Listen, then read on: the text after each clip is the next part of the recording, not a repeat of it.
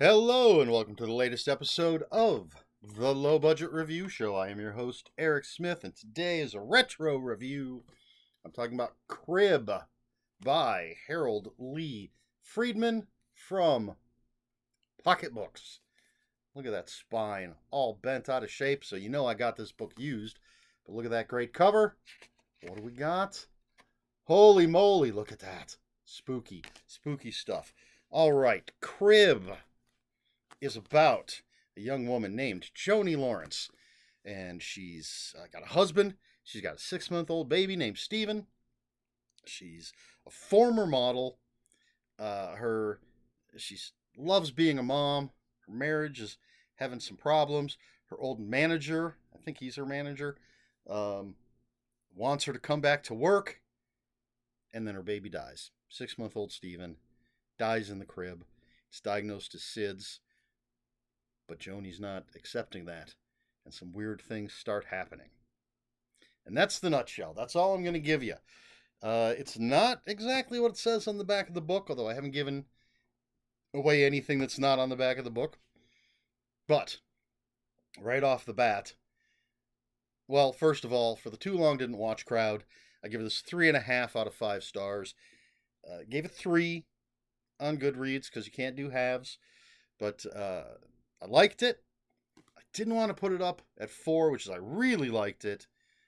But it's somewhere in between. I liked it and I really liked it. So 3.5 stars.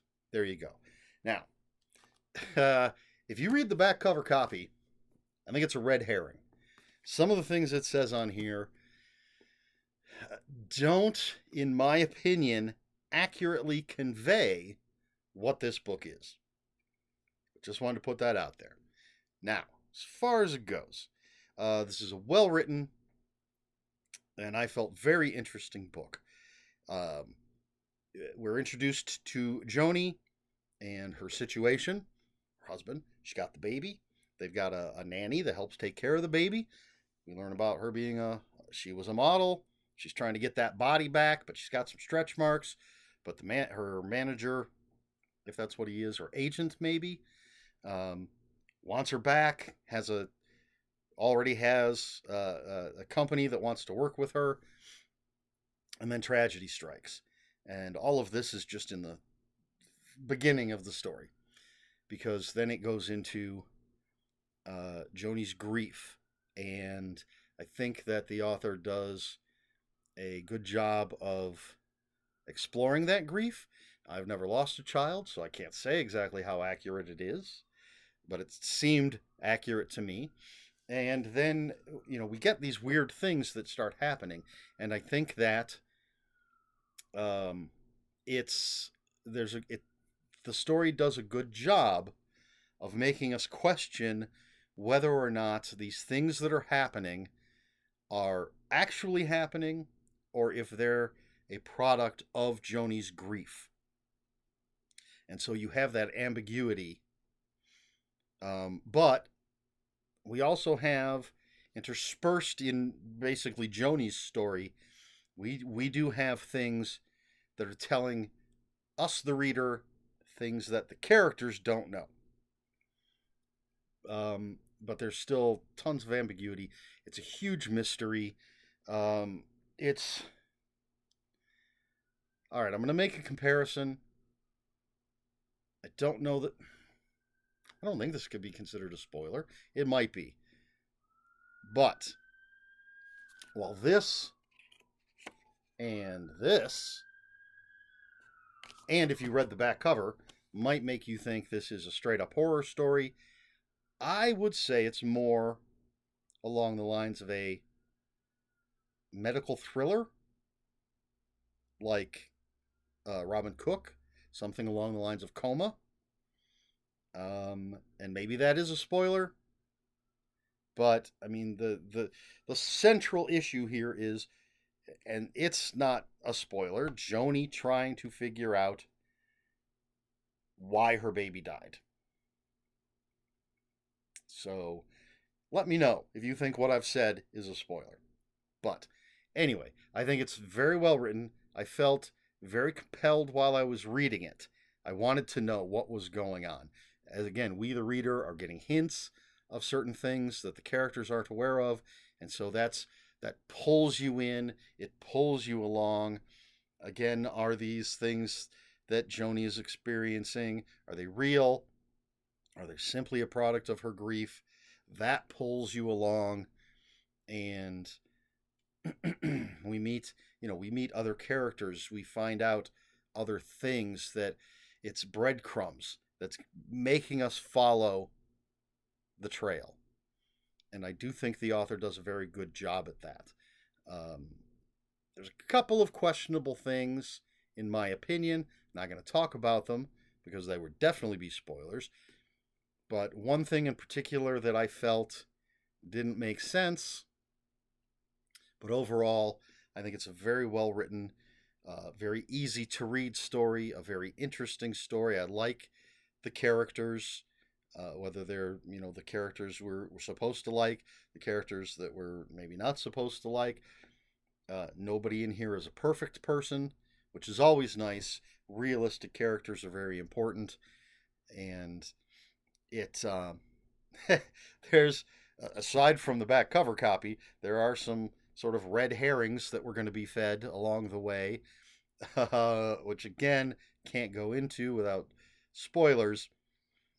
But overall, I found this an enjoyable book. I liked it, and I went online to see if the author had anything else. They do have one other book that I can find, uh, and there was on eBay there was a copy with no spine for sale. They had it fanned out in the picture so that it was like a deck of cards. So back cover on the bottom, and then fanning out all the pages with the cover on the top. Never seen a spineless book for sale before, and it's not something I'm going to buy. But if I do find a good copy of his other book, I'm going to pick it up. I think it was called Don't Tell Mommy, something like that. Very cool cover on that one, too. Don't think it's a die cut. Loves me a good die cut cover. Spooky. But yeah, I don't know what else to say about this. Crib, Harold Lee Friedman. Got to keep checking that name. I'm trying to read it backwards. I say check it out. It was well worth my time, and I didn't have to force myself to go back to it when I was on my lunch break, when I got home from work and had the free time. I was happy to pick it up and keep reading it. So 3.5 out of 5 stars for Crib by Harold Lee Friedman. Now the question for this video is multiple fold, twofold. I didn't count the folds. How do you feel about a retro review? Because it's generally going to be a book that's out of print, do you care? Something that's going to be harder to find. Which, the second fold, just asking for your opinion, how do you think I should define the retro reviews? Is it just an old book? Or in my mind, it's an old book that's out of print that's going to be more difficult to find. As I said earlier, Psycho, that's an old book, but you can go to your local Barnes & Noble and pick one up off the shelf. They had 4 copies of it on the shelf last time I was at Barnes & Noble. So, yes, it's an old retro book, but it's easy to find. And I think in terms of these reviews, when I say retro, I'm talking about something that's out of print or going to be difficult to find along the lines of Crib. So, what do you think about that as far as definition goes? And let's say we go with, which is where I'm leaning, books that are out of print, books that are difficult to find. Do you still want to see a review of those books if you can't easily go out and get it? Am I wasting my time reviewing them?